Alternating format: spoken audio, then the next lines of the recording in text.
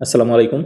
বিয়ের সময় বরপক্ষকে যে উপহার সামগ্রী দেয়া হয়, বিবাহ বিচ্ছেদ হয়ে গেলে সেই উপহার সামগ্রী ফেরত পাওয়ার জন্য কোনো আইনগত ব্যবস্থা গ্রহণ করা যায় কিনা? থানায় বিভিন্ন সময় আমাদের এ ধরনের ঘটনার অভিযোগ আমরা পেয়ে থাকি।